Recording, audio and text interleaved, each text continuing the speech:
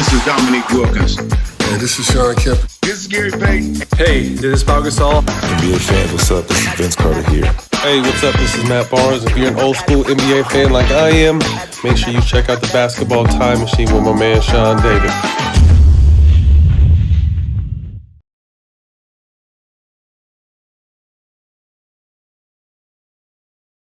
Hey guys, what's good? Welcome back to the Basketball Time Machine. My name is Sean David. Thanks for tuning in. Let's talk some old school NBA basketball.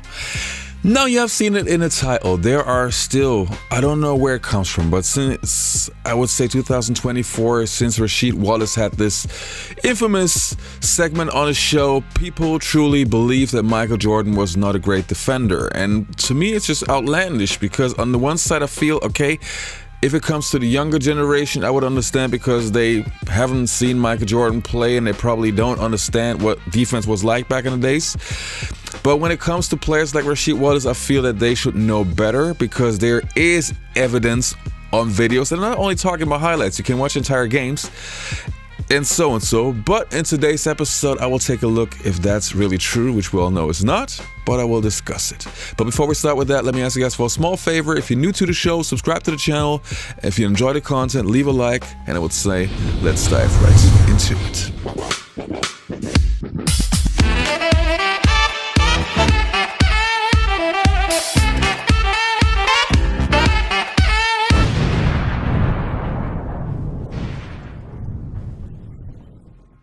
Now, in case you haven't seen that little segment of Rasheed Wallace on his show, have a look. This is what raised the entire discussion.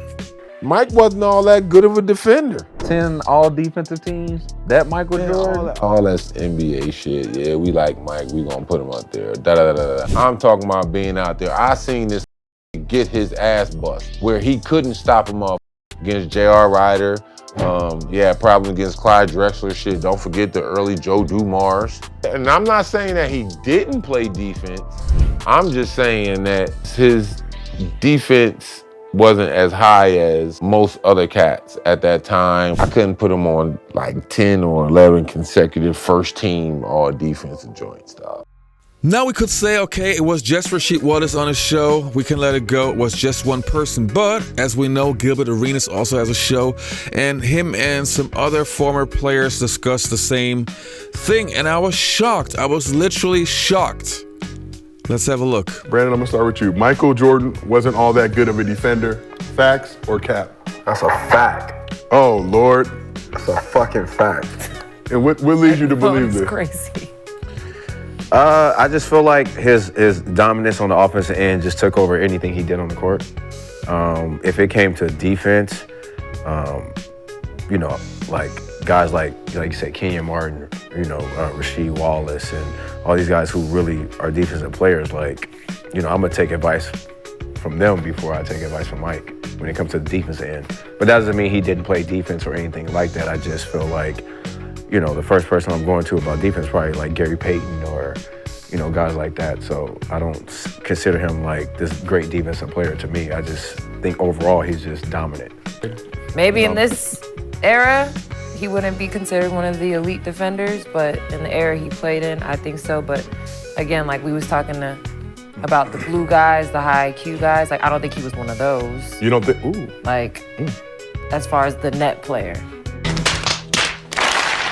To me, what we have just seen belongs in the dumbest SHIT that I've ever seen in my life. Just for the record. Now, Michael Jordan was not only a great defender on ball, he was doing chase down blocks, which nowadays is this big thing. He was doing that like crazy back in the days, but also great help side defender. And there are so many people who played alongside his former teammates, like Kenny Smith, for example, Dennis Rodman, for example, people who give him the biggest love in the world, saying and stating that Jordan was incredible on defense. Even players that are in the first category, like Magic Johnson, so to speak. Now, let's have a quick look.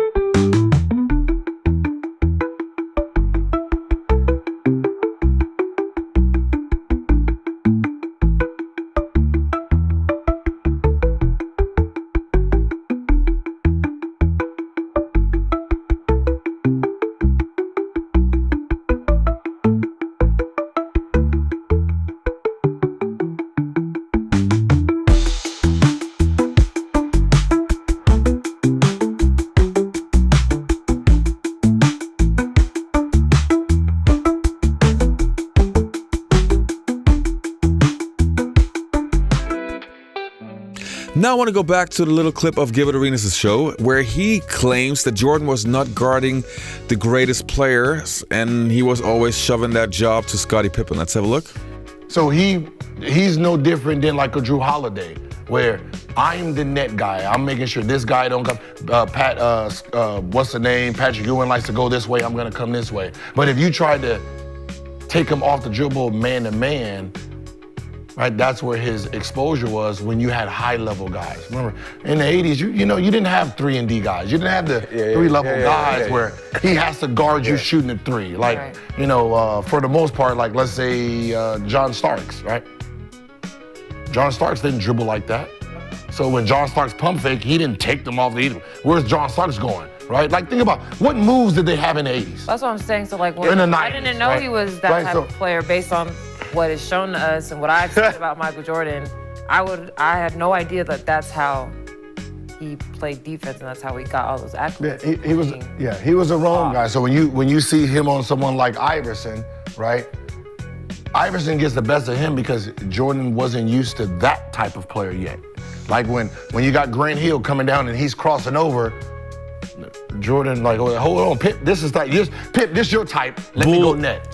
Again, if you have great defenders like, let's say in the first three-peat, you have Michael Jordan, Scottie Pippen, and Horace Grant.